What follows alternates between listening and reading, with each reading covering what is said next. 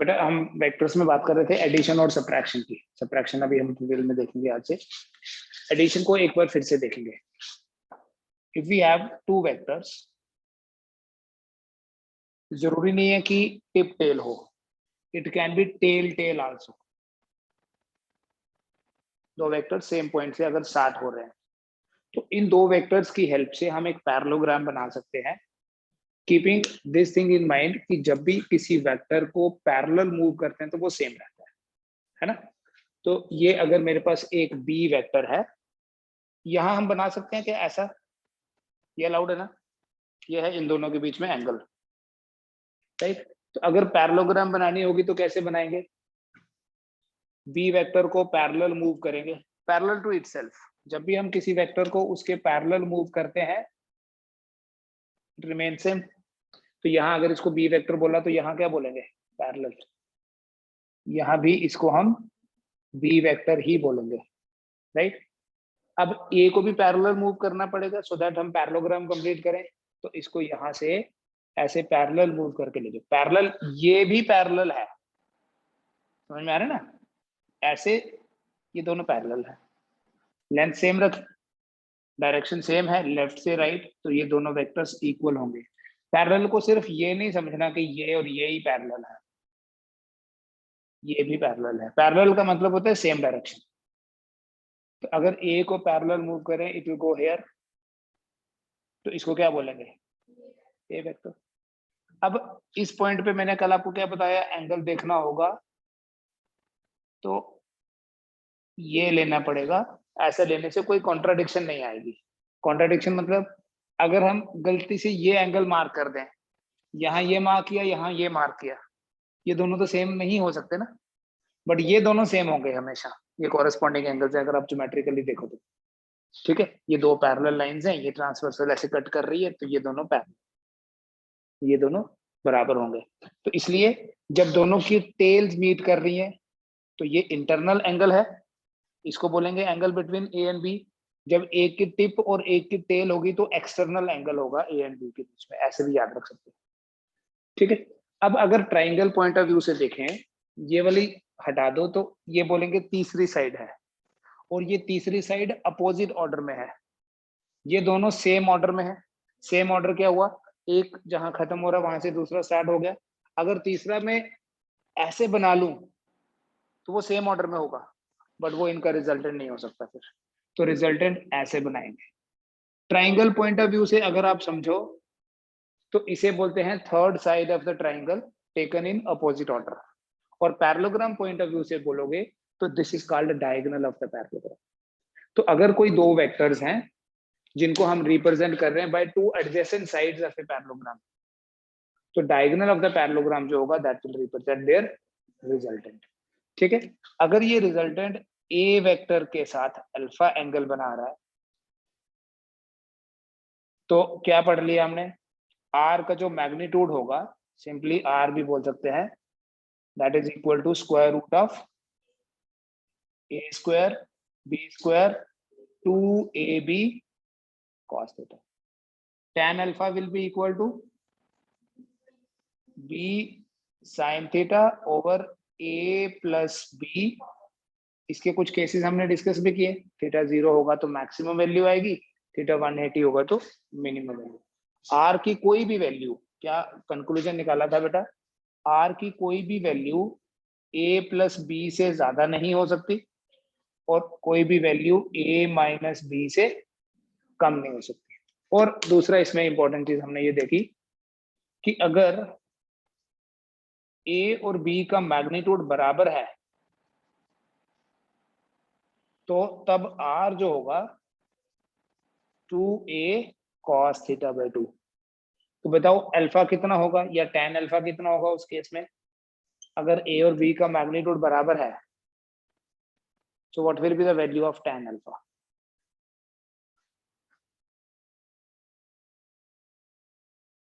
याद रखना, अगर a और b का मैग्नीट्यूड बराबर है ना, ध्यान से देखना, इन दोनों वेक्टर्स का मैग्नीट्यूड अगर बराबर है तो ये रिजल्टेंट सेंटर में होगा। रिजल्टेंट हमेशा किसकी तरफ होता है? बड़े वेक्टर्स की तरफ। तो अगर दोनों का मैग्नीट्यूड बराबर है, मतलब लेंथ बराबर है, वेक्टर्स बराबर नहीं है, ए का मैग्नीट्यूड बी के मैग्नीट्यूड के बराबर है, नॉट द वेक्टर्स। ठीक है, तो अगर वेक्टर बराबर होंगे ना तो फिर थीटा 0 होगा हमेशा।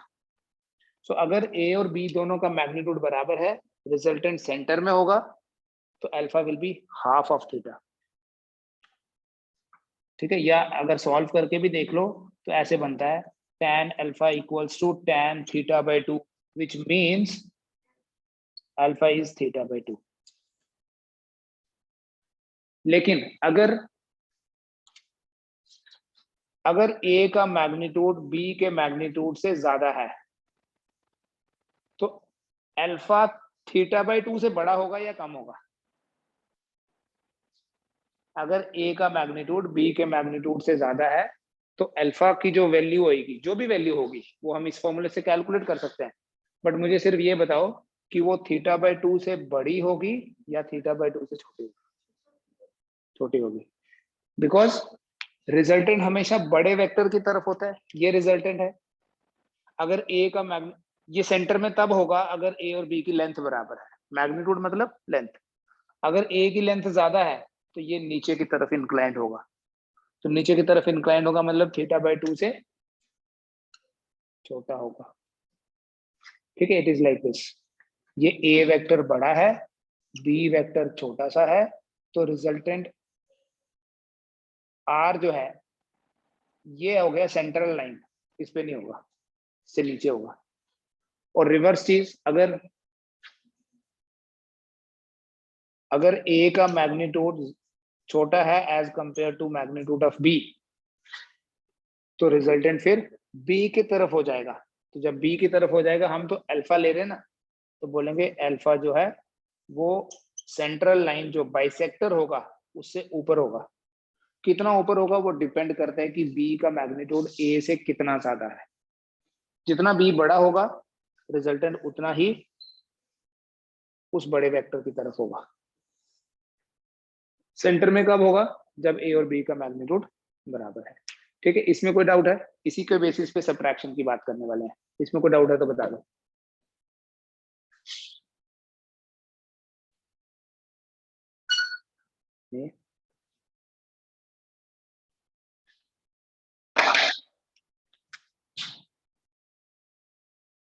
ए बी,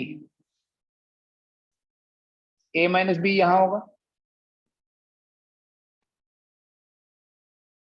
ठीक है ना, क्योंकि पहले माइनस बी देखना है, ये माइनस बी है। ए और बी के बीच में जो एंगल है वो थीटा है, तो ए और माइनस बी के बीच में कितना होता है, ये हमने पढ़ लिया कल। तो इस वेक्टर का नाम अगर मैं कुछ आर डैश जैसा रख दूं, कुछ भी रख सकते हो, तो यहाँ triangular law of vector addition की हेल्प से सब्ट्रैक्शन को फाइंड कर सकते हैं। बट अगर इसका मैग्नीट्यूड देखना है, टेल मी, इसी के बेसिस पे बताना है। अगर ए और बी दो वेक्टर्स हैं, ए और बी, उनके बीच में एंगल थीटा है, तो बेटा जो आर डैश होगा, आर डैश मतलब ऐसे लिखने में लिखूंगा R dash equal to A vector minus B vector. Magnitude of R dash will be equal to magnitude of a minus b, and that is equal to square root of, yes, a square, पहली बार ऐसे लिखना, b square plus 2ab cos of 180 minus theta, which means कि जो r dash का magnitude होगा square root of a square b square minus 2ab cos theta। ठीक है, बस यहाँ प्लस की जगह यहाँ माइनस आ जाएगा। अब अगर ये आपने बताना है, अगर ये एंगल बीटा है, जैसे यहाँ अल्फा लिया था, बताओ tan बीटा क्या बनेगा? Use this expression to find the value of tan beta.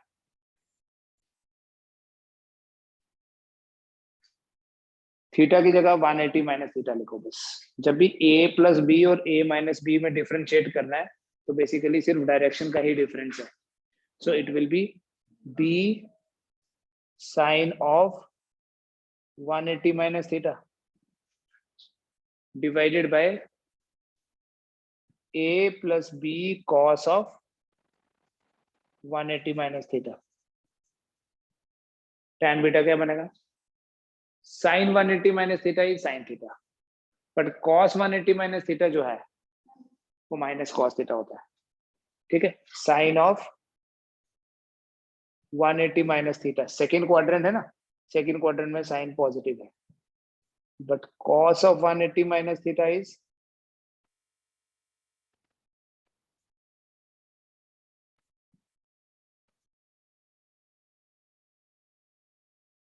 Numerator same है,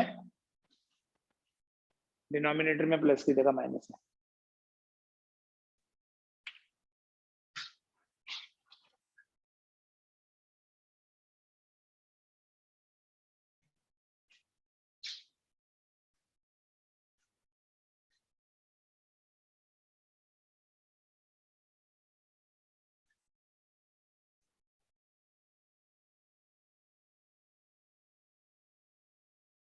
इसमें एक बहुत इंपॉर्टेंट पॉइंट है जिससे आप अपने टाइम को सेव कर सकते हैं। अगर ए और बी का मैग्नीट्यूड बराबर हुआ तो ए प्लस बी का जो मैग्नीट्यूड है जिसे हम आर वेक्टर बोल रहे हैं वो आता है 2a cos थीटा बाई 2।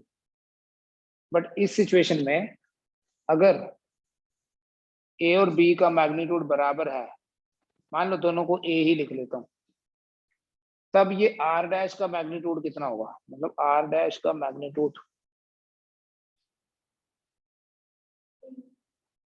यहां आया था 2a cos theta by 2, 2a sin theta by 2।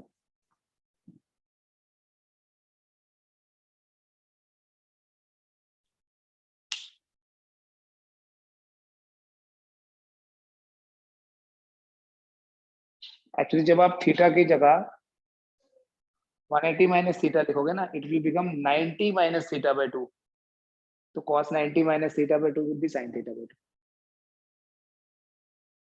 पता चला क्या बोला मैंने? आपने कुछ नहीं करना है, थीटा की जगह 180 माइनस थीटा लिखना है ना, तो ये बनेगा ऐसे 2a cos 180 माइनस, पहले कितना था, cos थीटा बाई 2 था ना, 180 minus theta by 2, it will become 2a cos 180 by 2 कितना हुआ? 90 माइनस थीटा बाई 2।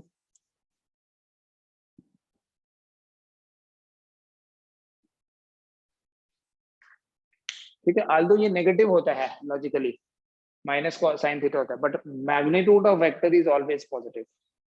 ये वेक्टर का मैग्नीट्यूड है, so you can ignore the negative sign and write it as plus. ठीक है, ये एक सबसे एडिशन सब्ट्रैक्शन में सबसे इंपॉर्टेंट एक्सप्रेशन यही है कि अगर मैं दोनों को एक बार फिर से लिखूंगा, अगर ए और बी का मैग्नीट्यूड बराबर है, एक्स के बराबर है या ए के ही बराबर लिख लो, तब ए प्लस बी का जो मैग्नीट्यूड होगा that will be 2a cos theta by 2, और a माइनस बी का जो मैग्नीट्यूड होगा 2a sin थीटा बाई 2। यहाँ मैंने आपको कुछ पॉइंट्स बता दिए थे कि थीटा 60 हो, 90 हो, 120 हो, तो हमारे पास वैल्यूज अकॉर्डिंगली आ जाती है। लेकिन ये नोट कर लिया अपना, ये वाला क्वेश्चन देखो इस फॉर्म में होगा तो आप बोलोगे हमने तो इसे कभी यूज ही नहीं करा। ए particle is moving along a circular path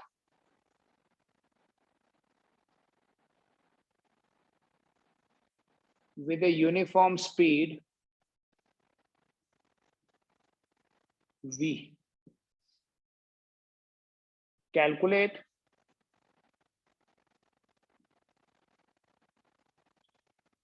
change in velocity of the particle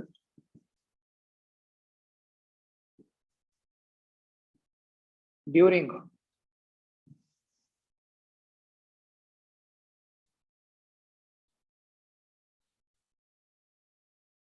1/4 circle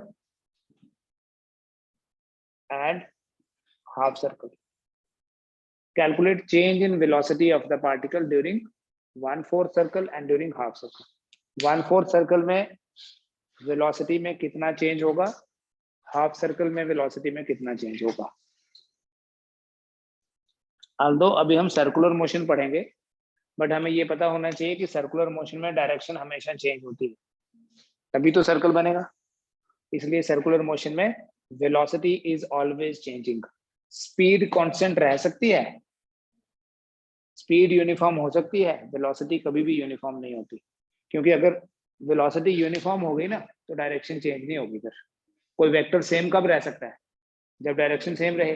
तो अगर डायरेक्शन किसी की सेम रखोगे जैसे वेलोसिटी की, तो सर्कल बनेगा क्या? तो सर्कल बनाने के लिए कंटिन्यूअसली डायरेक्शन को चेंज करना पड़ेगा. सो द वेक्टर, मतलब वेलोसिटी वेक्टर है ना, velocity can not remain constant. तो चेंज इन वेलोसिटी पता करना है during 1/4 circle and during half circle. दो पार्ट्स में है क्वेश्चन.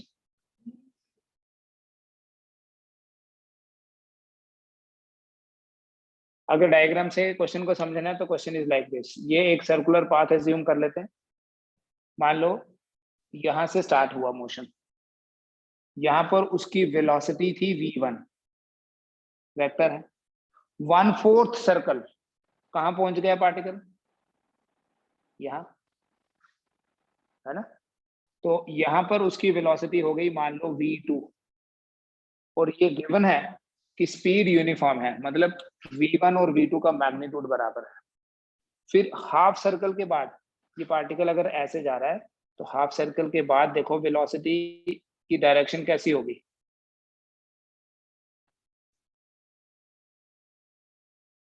नीचे.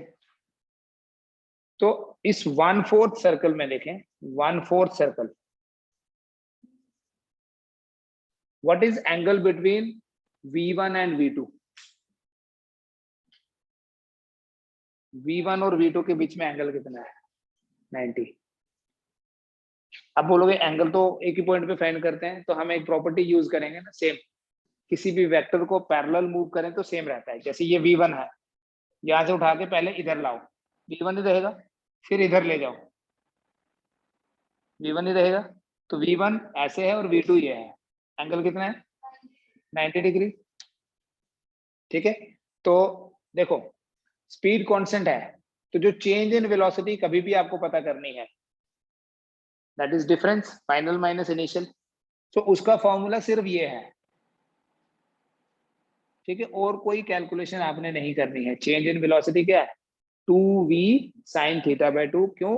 क्योंकि जब दो वेक्टर्स का मैग्नीट्यूड सेम होता है तो change is 2a sin θ/2, magnitude उसका. तो अगर आपको बताना है 1/4 सर्कल, इसका मतलब v2 माइनस v1 का मैग्नीट्यूड बताना है. v2 और v1 के बीच में एंगल तो 90 है. So the answer will be 2v sine of 90/2. बोलना नहीं, साइन 45 बन जाएगा. साइन 45 कितना होता है? 1/√2. तो आपका आंसर आएगा 2v/√2. या इसको आप रेशनलाइज करोगे, √2 से मल्टीप्लाई करो, √2 से डिवाइड करो, ये बन जाएगा v√2. ठीक है. ऑफ कोर्स अगर यहाँ यूनिट दिया होता मीटर पर सेकेंड तो यहाँ मीटर पर सेकेंड लिखते, किलोमीटर पर आर तो यहाँ किलोमीटर पर आर लिखते. और इसी में अगर आपको पता करना है हाफ सर्कल, हाफ सर्कल मतलब v3 माइनस v1 का मैग्नीट्यूड पता करना है. The result will be 2v again sine of 180/2. अब इसमें ना कई बार बच्चे क्या गलती करते हैं, ये 2 और 2 कैंसिल कर देते हैं, बोले साइन 80 180 0 होता है, तो ये v2 माइनस v1 का मैग्नीट्यूड जो है वो 0 तो कभी भी नहीं आएगा ना. तो कभी a प्लस b का मैग्नीट्यूड 0 आएगा और ना कभी a माइनस b का मैग्नीट्यूड 0 आएगा. तो तभी 0 आ सकता है जब वेक्टर्स ही 0 हैं. ना v1 की बात की है, ना v2 की, ना v की बात की है. तो ये 180/2 का पार्ट है जो इधर इसके साथ नहीं हो सकता.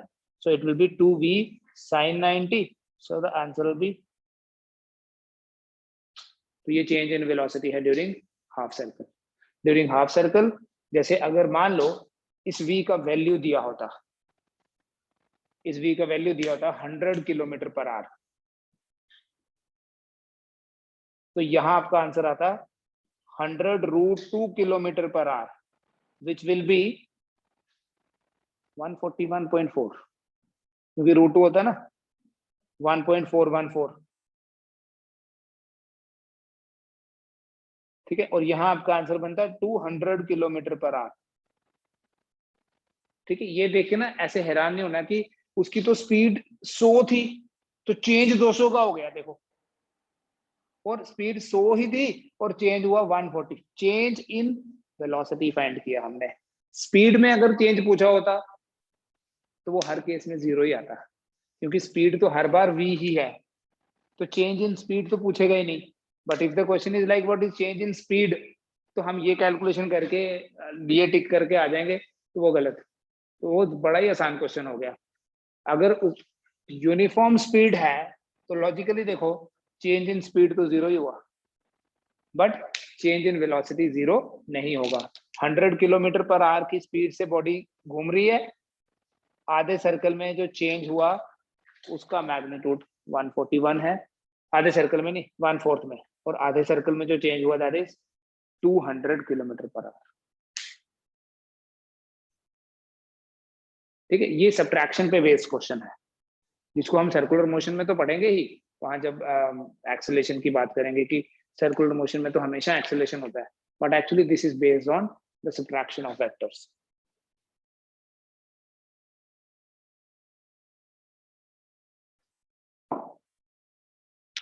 या एक और क्वेश्चन थोड़ा इनडायरेक्ट फॉर्म में है,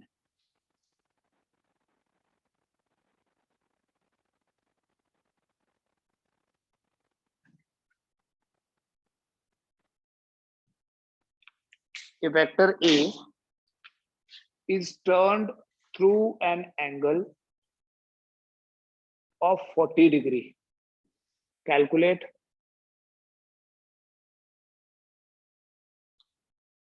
the magnitude of change in vector. एक वेक्टर है जिसे 40 डिग्री से टर्न कर दिया, तो उसके मैग्नीट्यूड में कितना चेंज आएगा, उसके चेंज का magnitude, calculate the magnitude of change, जो चेंज इन वेक्टर हुआ उसका मैग्नीट्यूड कितना होगा।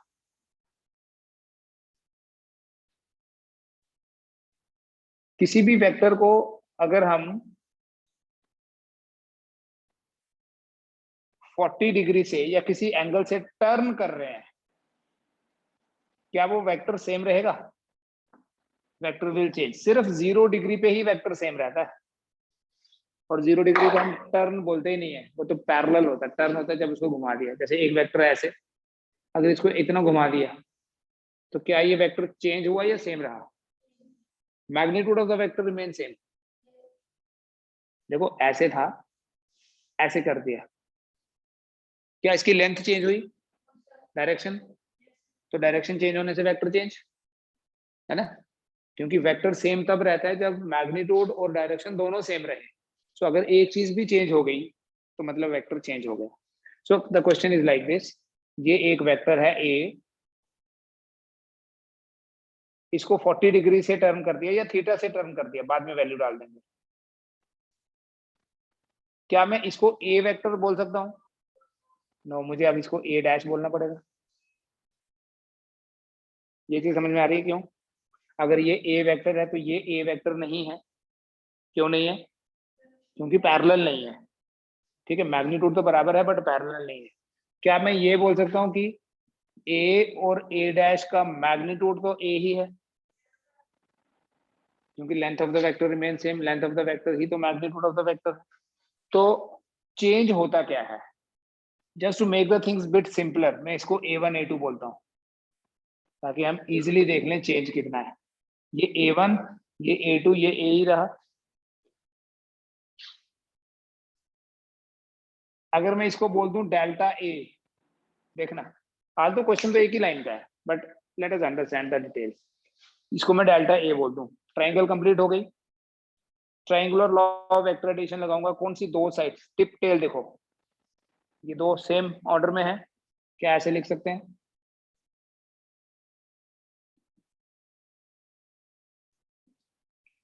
ठीक है, यहीं से ये भी लिख सकते हैं, हमेशा ही ऐसे लिखते हैं हम, चेंज मतलब फाइनल माइनस इनिशियल। बट इसने पूछा what is the magnitude of change, so magnitude of delta A या magnitude of A2 minus A1 it is equal to 2 sin theta by 2। Magnitude बराबर है दोनों का, गिवन है, तो it is 2A sin theta by 2। And question में theta कितना दिया था 40, so it will be 2A sin 20। ये आंसर है।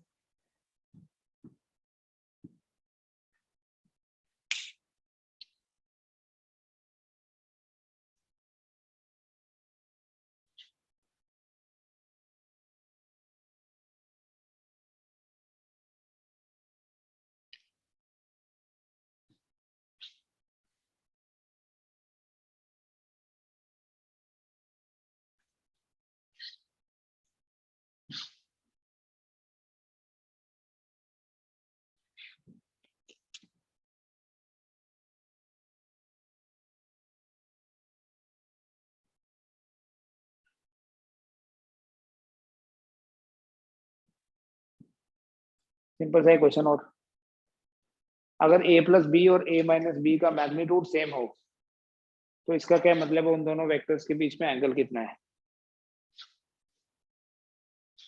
ना। जल्दी में हल्दी हो जाती है हमेशा। अगर a प्लस बी और a माइनस बी का मैग्नीट्यूड सेम है, इसका मतलब ये है कि वो ट्राइंगल जो बनाई थी, ये बताऊं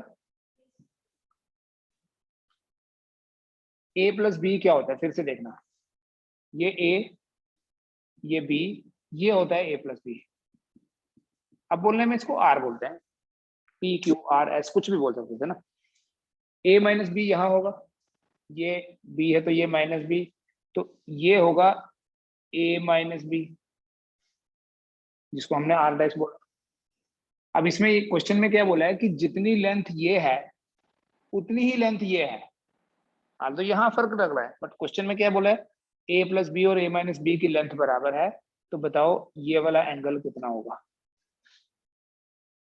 a और b के बीच में। अगर आप कोई सोल्यूशन नहीं करो इसका, देखो ये लेंथ तभी बराबर हो सकती हैं अगर a ऐसे हो और b ऐसे हो, क्योंकि अगर b ऐसे है तो a और b के बीच में एंगल कितना है 90, तो a और माइनस b के बीच में भी तो 90 है, 180 माइनस थीटा होता है ना, तो 180 माइनस 90 भी तो 90 हुआ। तो यहाँ पाइथागोरस थ्योरम लगाओ, यहाँ पाइथागोरस थ्योरम लगाओ, बराबर ही तो आएगा।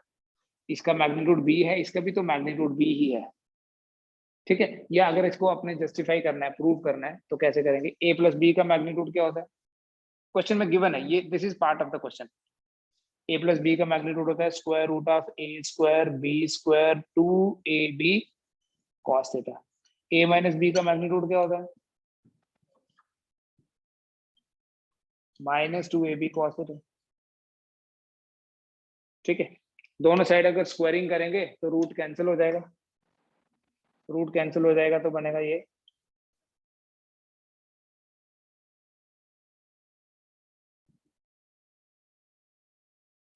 बी स्क्वायर ए स्क्वायर ये सब कैंसिल, आपके पास आ जाएगा 4ab cos theta equal to 0।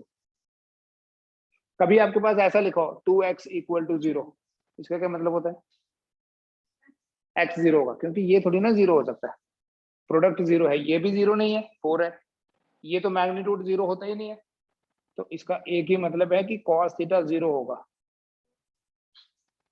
ठीक है। और cos 90 भी 0 होता है, तो अगर cos थीटा 0 है मतलब थीटा इज 90 डिग्री। तो जब भी दो वेक्टर्स आपस में परपेंडिकुलर होंगे, उनके सम और उनके डिफरेंस का मैग्नीट्यूड बराबर होगा। ये सम का मैग्नीट्यूड, ये डिफरेंस का मैग्नीट्यूड, ठीक है। Now this is also a formula कि जब भी दो वेक्टर्स आपस में परपेंडिकुलर होंगे तो a प्लस बी और a माइनस बी का मैग्नीट्यूड बराबर होगा। और आप बता सकते हैं कितना होगा दोनों का मैग्नीट्यूड, a प्लस बी का मैग्नीट्यूड कितना होगा, a माइनस बी का मैग्नीट्यूड कितना होगा, इतना। Yes, square root of A square plus B square. यहाँ देखो थीटा 90 है ना, this term will become 0। A plus B का मैग्नीट्यूड कितना हुआ, root of A square plus B square. Theta 0 है तो इसका मैग्नीट्यूड कितना हुआ, ये 0 हो गया, तो फिर से यही है root of A square plus B square.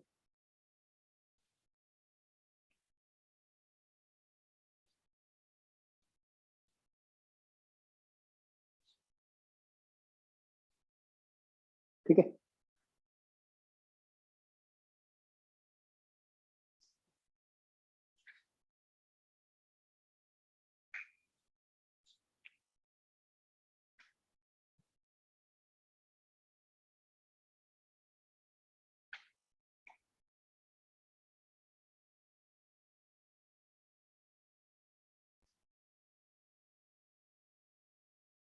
छोटा सा question, what is angle between P and 2P?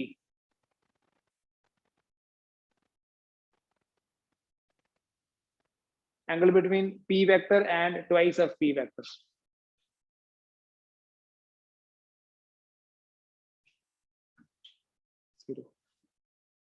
ये अगर P वेक्टर है तो ये उसका डबल है। क्या किसी कांस्टेंट से मल्टीप्लाई करके डायरेक्शन में फर्क आएगा? कोई नंबर से मल्टीप्लाई किया तो जो दूसरा वेक्टर है उसका मैग्नीट्यूड इससे डबल है, so it will be like this, direction same है। फर्क क्या पड़ेगा जब मैं बोलूं what is angle between P and -2P, तो -2P किधर होगा, -2P मतलब ये एक ऐसा वेक्टर है जिसका मैग्नीट्यूड इसके मैग्नीट्यूड से डबल है बट इसकी डायरेक्शन इससे अपोजिट है, so it has to be like this, so this is -2P। इन दोनों के बीच में थीटा जो है दैट इज 0, इन दोनों के बीच में जो थीटा है दैट इज 180। किसी वेक्टर को पॉजिटिव नंबर से मल्टीप्लाई करोगे तो उसकी डायरेक्शन सेम रहेगी, बट अगर आप नेगेटिव नंबर से मल्टीप्लाई करोगे डायरेक्शन रिवर्स हो जाएगी। ठीक है, मैग्नीट्यूड तो उतने ही टाइम बढ़ेगा जो उस कांस्टेंट का वैल्यू है, चाहे 2 से मल्टीप्लाई करो चाहे -2 से, मैग्नीट्यूड विल बी डबल, मतलब length of the arrow will be double, लेकिन डायरेक्शन सेम रहेगी या अपोजिट रहेगी वो डिपेंड करता है।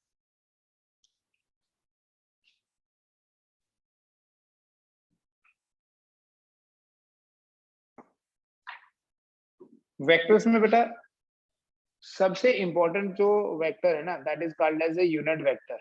क्यों इंपॉर्टेंट है, कौन बताएगा? सबसे इंपॉर्टेंट जो है मैग्नीट्यूड 1 होता है, वो उसकी इंपॉर्टेंस नहीं है, मैग्नीट्यूड तो 1 होता है, तो इसमें तो कोई डाउट नहीं, वो उसका डेफिनेशन है कि यूनिट वेक्टर ऐसा होता है जिसका मैग्नीट्यूड 1 होगा। बट इंपॉर्टेंस ये है किसी भी स्केलर को, किसी भी नंबर को अगर आप यूनिट वेक्टर से मल्टीप्लाई करो तो वो वेक्टर बन जाता है। किसी स्केलर को वेक्टर बनाना होगा, आपने बड़ी बार किया होगा ना, इन वेक्टर फॉर्म फोर्स लिखा तो आगे जाके हम आर कैप लगा देते हैं, वो वेक्टर बन जाता है। यूनिट वेक्टर कभी किसी फिजिकल क्वांटिटी को रिप्रेजेंट नहीं करता है।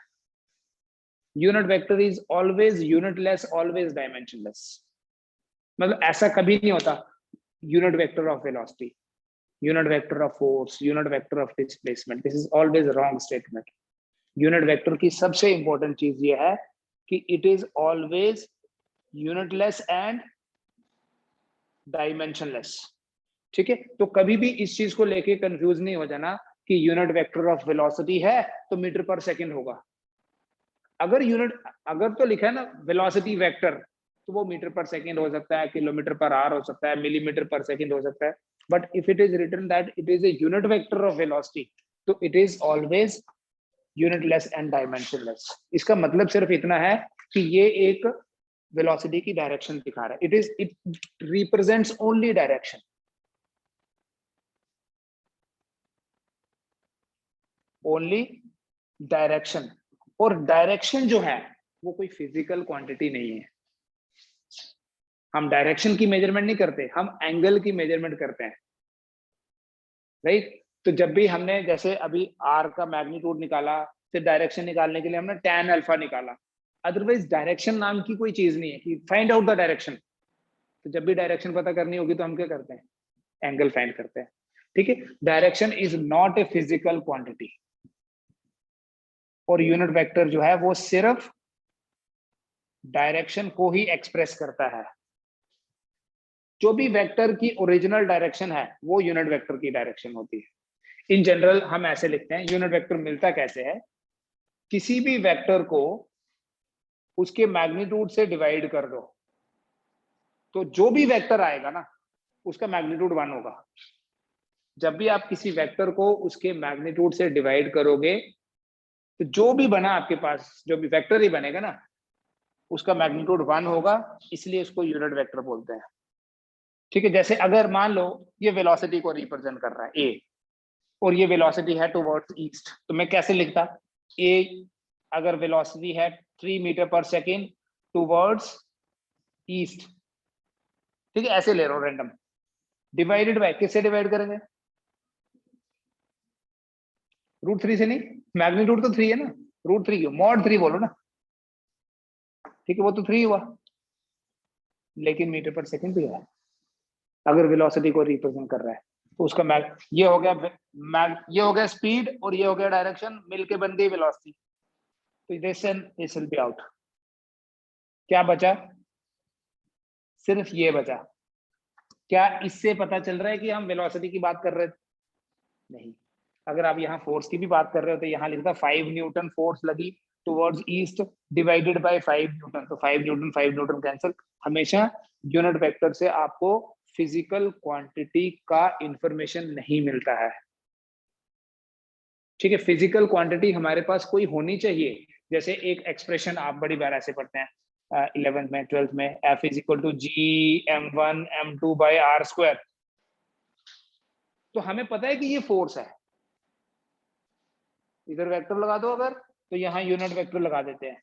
यहाँ हम ये नहीं बोलते कि ये फोर्स है, हम ये बोलते हैं कि ये एक ऐसा यूनिट वेक्टर है जो इस फोर्स की डायरेक्शन के अलॉन्ग है, जो इस फोर्स की डायरेक्शन को एक्सप्रेस कर रहा है। It is not a force, it is just indication of direction. तो इसकी अपनी अपनी डायरेक्शन भी नहीं है, इसकी डायरेक्शन वही है जो इसकी है। अगर आप यहां से देखो, क्रॉस मल्टीप्लाई करूं अगर मैं, क्या बोलूंगा, ए वेक्टर किसके बराबर है, मैग्नीट्यूड ऑफ ए, ठीक है, तो ये डायरेक्शन किसकी है, इसकी। तो जो वेक्टर की डायरेक्शन होती है उसी को एक्सप्रेस करते हैं, क्योंकि अगर मैं ये लिखूं ना, ए वेक्टर इक्वल टू 5, ये इनकम्प्लीट स्टेटमेंट है। एक तरफ वेक्टर है, एक तरफ स्केलर है, तो इसे वेक्टर बनाने के लिए यूनिट वेक्टर लिखते हैं। एंड बार बार हम कभी ए कभी बी यूज करते हैं, सो उसको अवॉइड करने के लिए, जैसे जैसे मैं आपको रैंडमली बोलूं बनाओ एक कोऑर्डिनेट सिस्टम एक्स वाई बनाओ, तो सब लोग हॉरिजॉन्टल लाइन को एक्स एक्सिस और वर्टिकल को वाई एक्सिस बोलते हैं। यूनिट वेक्टर्स का भी एक स्टैंडर्ड है बेटा, हम अपनी मर्जी से नहीं बना सकते। अगर हमें डायरेक्शन कंफर्म हो ना कि डायरेक्शन एक्स एक्सिस है, तो अलोंग एक्स एक्सिस जो यूनिट वेक्टर होगा that is represented by I, along Y axis जो यूनिट वेक्टर होगा उसको जे से, और अलोंग जेड एक्सिस जो यूनिट वेक्टर होता है उसको के से। ये स्टैंडर्ड है, स्टैंडर्ड मतलब fixed, we can not change. ठीक है, आई जे और के, और इसमें ना कोई ऐसा फुल फॉर्म टाइप कुछ नहीं है कि आई का मतलब क्या है, जे का मतलब क्या है और के का मतलब क्या है। सिर्फ डायरेक्शन को रिप्रेजेंट करने के लिए कुछ नाम रखना था, जैसे एक्स वाई जेड रखा, तो उसमें एक्स वाई और जेड का कोई मीनिंग नहीं है। डिफरेंशिएट करने के लिए कुछ नाम रखा, तो इनको बोलते हैं they are standard unit vectors. Standard होते हैं fixed along X Y and Z axis respectively. Respectively मतलब I is along x, J is along y, K is along z axis। Fixed है वो, स्टैंडर्ड का मतलब दैट इज फिक्स्ड। तो जैसे अगर ये लिखा होगा कि force of 5 Newton along positive x axis, तो देखो ऐसे लिख दो,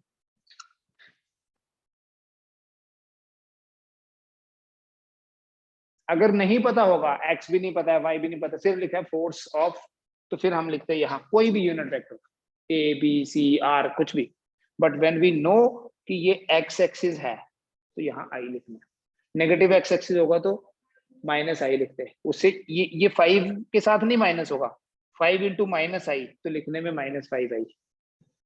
ठीक है, आई जे और के फिक्स्ड हैं, तो ये जो मैग्नीट्यूड जिस भी वेक्टर के ऊपर ऐसा कैप होगा उसका मैग्नीट्यूड 1 होता है।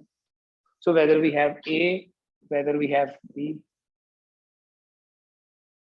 1 जे 1 के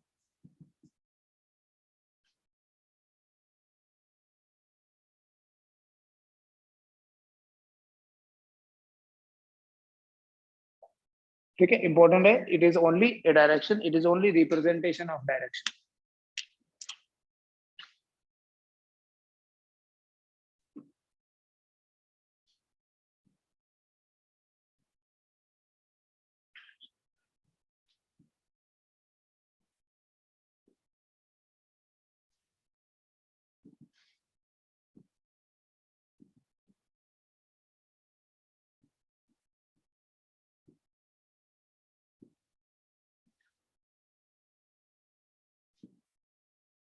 ट्राई करो, क्वेश्चन पता चला, थिंक ओवर इट। एक और दे रहा हूं, if a equal to 0.4i plus 0.6j plus ck is a unit vector,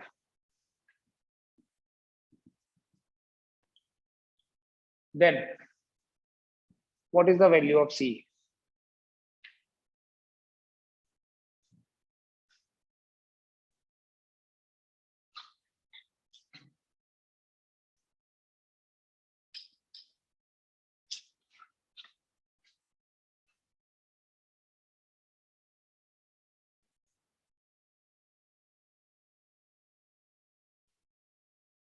c का मैग्नीट्यूड -1 होगा, मुझे नहीं लगता, चेक करो। ये वेक्टर दिया है बेटा, देखो, और आगे लिखा है ये एक यूनिट वेक्टर, ये दूसरा वाला पहले ही कर लेता हूँ। ये एक वेक्टर दिया है और आगे लिखा है ये एक यूनिट वेक्टर, इसका मतलब इसका मैग्नीट्यूड 1 होगा। मैग्नीट्यूड कैसे निकालते हैं? Square root of 0.4 square 0.6 square plus c square equal to 1। 0.4 क्या? हाँ, जुड़ क्या रहा है, मतलब इसी से आया ना ऐसे ही। 0.4 का स्क्वायर कितना हुआ? अच्छा, दोनों तरफ स्क्वायरिंग कर लो तो ये रूट कट जाएगा, 1 का स्क्वायर तो 1 ही होता है। तो ये आया बेटा 0.16 plus 0.36 plus C square equal to 1। ये तो हो गया ना 0.48, नहीं 0.52 plus C square equal to 1, तो सी स्क्वायर हो गया 1 माइनस 0.52 दैट इज 0.48, तो सी हो गया रूट ऑफ 0.48। 101% यही आंसर है, बट मान लो आपको ये ऑप्शन में दिख ही नहीं रहा और नन ऑफ दीज भी नहीं है। ठीक है, ये नहीं सोचना कि नन ऑफ दीज है और ये नहीं दिख रहा तो हम नन ऑफ दीज ही टिक कर लें। थोड़ा सा यहाँ मैथमेटिकल आपको एप्टीट्यूड चाहिए। c equal to square root of 48/10, sorry 100, है ना। 48 क्या होता है? 16 इंटू 3 डिवाइडेड बाई 100, तो हो सकता है वहां पर ऐसा लिखा हो, या 2/5 रूट 3, और हम इसी को ढूंढें, नहीं मिले नन ऑफ दीज को टिक कर दें, जबकि ऑप्शन में ये भी था। इसमें और इसमें कोई फर्क नहीं है। तो you have to explore all the options. ये नहीं कि हमारा आंसर मैच नहीं किया तो नन ऑफ द अबव होगा, हो सकता है उसमें थोड़ा सा मैनिपुलेशन हो, और इतना कोई बड़ा ज्यादा इसमें कॉम्प्लेक्स एनालिसिस भी नहीं है। 48/100 है, 48 को लिख दिया 16 इंटू 3/100, आई नो इसका स्क्वायर रूट 4, इसका 10, तो 4/10 मतलब 2/5। उड़ा दें, हो गया नहीं? ठीक है, this is correct, this is also same, तो ये इनकरेक्ट नहीं हो सकता। ये नहीं कि this is more better, both are same. आप किसी भी फॉर्म में लिखो as per requirement. a plus B का मैग्नीट्यूड जो है वो 1 है, राइट। और कोई इंफॉर्मेशन गिवन है क्या इस क्वेश्चन में? और कुछ भी नहीं दिया, सीधा लिखा था magnitude of sum of two unit vectors is 1। तो अगर ए और बी दो यूनिट वेक्टर्स हमने ले लिए, उनके सम का मैग्नीट्यूड, मैग्नीट्यूड किसका? ऑफ देयर सम 1 है। अच्छा, दो वेक्टर्स है, मैग्नीट्यूड होता कितना है? A square B square 2ab cos theta it is equal to 1, ये तो गिवन है, राइट? अब देखो, ये मैग्नीट्यूड है, ये भी मैग्नीट्यूड का स्क्वायर है, ये भी मैग्नीट्यूड है, ये भी मैग्नीट्यूड है, और ये दिया है कि ए और बी यूनिट वेक्टर है। तो इसका मतलब ये हुआ ये भी 1, ये भी 1 plus 2 into 1 into 1 into cos theta is equal to 1। ये समझ में आना चाहिए। देख लो, मतलब जब हम ये लिखते हैं आर का मैग्नीट्यूड है A square B square 2ab cos theta, ये ए के मैग्नीट्यूड का स्क्वायर होता है, ये बी वेक्टर के मैग्नीट्यूड का स्क्वायर होता है, ये ए का मैग्नीट्यूड, ये बी का मैग्नीट्यूड। तो यहां मैंने लिखा तो ये, बट है तो ए और बी यूनिट वेक्टर्स, तो यूनिट वेक्टर का तो मैग्नीट्यूड 1 होता है। तो ये कितना बना? 1 + 1 = 2 plus 2 cos theta equal to 1। यहाँ 4 cos थीटा लिख देते हैं बड़ी बार बच्चे, नहीं लिख सकते ना, 2 कॉमन लेंगे। स्क्वायर रूट ऑफ, या एक तरफ 1 है तो स्क्वायर हटा ही दो ना, तो क्या ऐसे लिखें 2 + 2 cos theta equal to 1, 2 cos theta equal to -1, 1 - 2 लिखूं ऐसे, 2 cos थीटा इक्वल टू, ये 2 उधर, 1 - 2, तो 2 cos थीटा कितना हुआ? -1। तो थीटा कितना हुआ? थीटा कितना हुआ? -1/2। थीटा इक्वल टू माइनस, यहां तक करना पहले, थोड़ा सा टाइम लग जाएगा, बट एक्चुअली टाइम वाला है नहीं क्वेश्चन। थीटा नहीं, सॉरी, कॉस थीटा। कल भी बताया कॉस की कौन सी वैल्यू -1/2 होती है? कल हम कर रहे थे cos θ/2, cos 120 जो है ना, आपको ये वैल्यू सारी बता दूं कल, एक बार कल ये ट्रिग्नोमेट्री का रिवीजन देता हूँ। cos θ is cos 120 is -1/2। cos of any obtuse angle is negative. cos 120 भी नेगेटिव है, cos 150 भी नेगेटिव है, cos, कल ट्रिग्नोमेट्री पे लेक्चर देंगे। cos थीटा अगर -1/2 आया, इसका मतलब थीटा कितना है? 120 डिग्री। देखो, हम थोड़ा सा बड़ा वाला क्वेश्चन कर रहे हैं, हो सकता है क्वेश्चन इतना ही होता, the magnitude of sum of two vectors is 1, what is angle between them? 120। एक क्वेश्चन हो गया, लेकिन मैंने जानबूझ के थोड़ा सा लेंथी बनाया। What is the magnitude of their difference? Angle पता कर लिया, मैग्नीट्यूड ऑफ डिफरेंस कैसे पता करोगे? यस, मान लो उसे मैं बोल दूं r डैश, और वो किसके बराबर है? ये पता करना है, यही पता करना है ना, तो कैसे करोगे? Square root of 1 square 2 1 1 -1/2। कैसे? cos 120, ये माइनस आना ना, cos 120, ठीक है, √3 आंसर आएगा। 1 + 1 -2 × 1/2 minus, so it is equal to √3। Common question है वैसे ये, बट क्वेश्चन के बीच में एक और क्वेश्चन भी निकाल सकते हैं कि अगर अब इस तरह के ना, इस तरह के क्वेश्चंस को अगर डायरेक्ट ऐसा ही क्वेश्चन आ जाए, तो आपने कोई बड़ी ईमानदारी दिखानी नहीं कि मैं फिर से सॉल्व करके देखता हूँ क्या वही आता है या नहीं आता है, एग्जाम में खास करके। So you have to remember the result so many times, result याद रखना है। तो अभी जो क्वेश्चन किया उसके बेसिस पे क्या रिजल्ट निकला, ये जो मैं आपके सामने प्रूफ करता हूँ ना, this is just for justification. अगर मैं सिर्फ ये फॉर्मूला ही लिखता जाऊं, बोलो याद करो याद करो याद करो, तो वो एक वेग सी इंफॉर्मेशन होती है। सो व्हेन यू नो कि ये ऐसे हुआ, तो उसका फायदा, एक तो वो तो आपको याद हो ही गया, तो वैसा क्वेश्चन और भी आपसे बन जाएगा। तो क्वेश्चन क्या था, उसका समरी देखो, if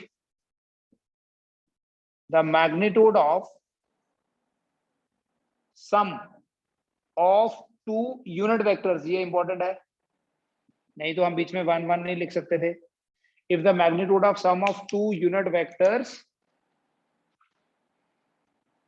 is 1, then angle between the vectors is 120 and the magnitude of their difference is √3। ये इंफॉर्मेशन, ये और ये तो पहले ही लिख दिया मैंने कि यूनिट वेक्टर्स हैं, ये हाईलाइट करें। ठीक है, आज इतना करें, फिर हम कल ट्रिग्नोमेट्री पे करते हैं काम थोड़ा सा।